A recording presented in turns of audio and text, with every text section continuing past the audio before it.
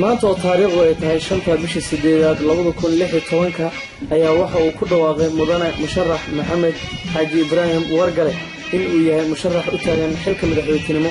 isagoo xaflad aad u ballaaran uu ku soo agaasimay uu ku qabtay hotelka ugu caansan ee magaalada muqdisho ee City Plaza isagoo musharax madaxweynenimo uu khudbad aad u ballaaran ugu jeediyay taageerayaashiisa isagoo u ballan qaaday waxyaabo fara badan mudanaha markuu ku dhawaaqay waxa ka mid ahaa hadaladiisii. الحمد لله رب العالمين والصلاة والسلام على أشرف الأنبياء والمرسلين سيدنا محمد وعلى آله وصحبه أجمعين أما بعد.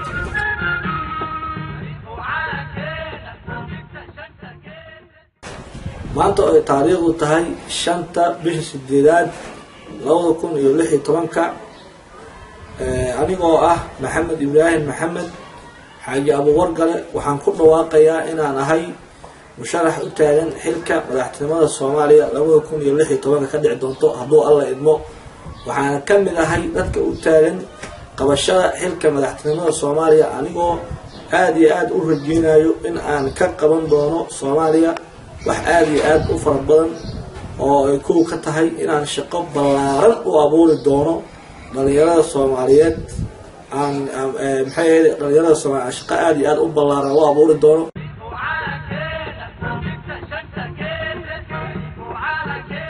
ayuu ka jirto shaqo la'aan aad iyo aad u ballaaran Soomaaliya oo ay tahay qillada fursad amal in macnaha loo abuuro dhalinyarada fursado shaqo ay ku shaqeystaan mid labaad waxaan ka shaqeyn doonaa amniga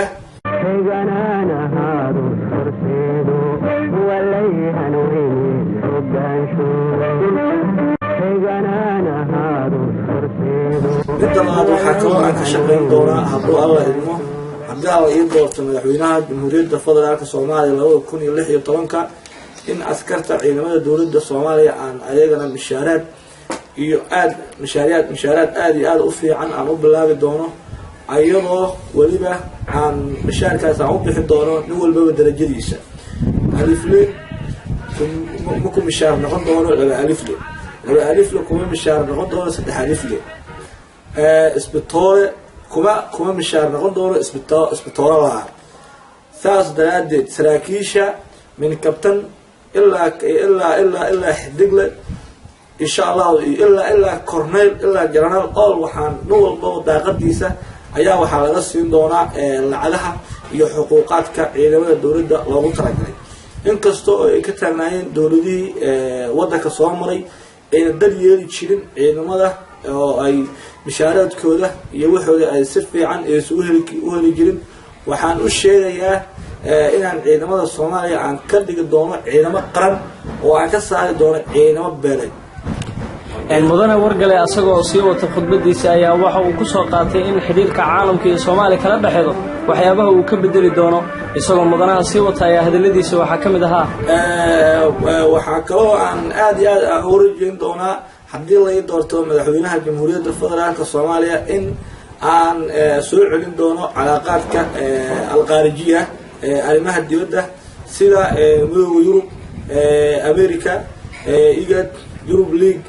inaan soo celin doono cilaaqaadka Soomaaliya kala dhaxaysay ayadoo waliba aan ognahay in lacala aad iyo aad loogu deeqo Soomaaliya ay ku xanibiyeen Geneva halkaasna aan ka shaqeyn doono si lacagahaas loo soo heli doono mid labaad waxaan kaloo ka shaqeyn doonaa maraakiib Soomaaliya lahayd oo yaalo oo ku qolay Yaman inaan ayadana aan keeni doono Soomaaliya in aan ka shaqeyn doono cilaaqaadka dibadda aan saaxiibada aan nahay mid kale waxaan aad iyo aad u rajeynayaa in aan ka saari doono ciidamada shisheeye wadankeena Soomaaliya ayadoo laga soo reebi doono tira cayiman oo noo tababarto ciidamada Soomaaliya markay ciidamada Soomaaliya isku filnaansho ay gaaraanna waxaan rajeynayaa hadduu Ilaahay yiraahdo insha Allah taala in aan ka saari doono ciidamadaasi ayadoo tababarayaal yar oo macnaha isha oo ciidamada xagga logistikada iyo xagga tababarada aan ka reebi doono hadduu alla idmo ayadoo aad iyo aad aan u rajeynayo in aan barnaamijkaas aad iyo aad ugu dhawaaqi doono hadduu alla insha Allah mudane wargale isagoo khudbadiisa sii wato meel xasaasi ah ay taabanayday ayaa boqolaal oo dadweynaha taageerayaashiisa kula hadlayay hoolka shirarka ee City Plaza waxauna soo qaatay ama dadkii taageerayaashiisa ay ka mid ahaan waxa ay weydiiyeen waxa uu ka bedeli karo dhalinyarada tahriibka ku dhimanaysa iyo shaqo la'aanta ka jirta waddanka isagoo musharaxa madaxweyne maxamed xaaji ibraahim wargale isagoo sii ballan qaadaya waxaa ka mid ah hadalladiisii walaalow aad iyo aad u mahadsantihiin taageerayaasha sharafta leh waxaan u sheegayaa dhalinyarada Soomaaliyeed ee ku la'aanayso oo ku dhamaanayso badweynta المحيط الهندي المحيط الأطلس iyo badweynta Hindiya ku dhamaanayso waxaan insha Allah ta'ala u abuuri doonaa shaqooyin aad iyo aad u ballaaran oo ay isaga dhaafi doonaan tahriibka Soomaaliya waxaan ka dhigi doonaa meel ayada loo soo tahriibo oo ay u soo tahriibaan wadamada reer Carabta iyo Afrika anigoo aad iyo aad ugu baaqay dhalinyarada Soomaaliyeed inay adkaystaan inta madaxweynaha jamhuuriyadda ka noqonayo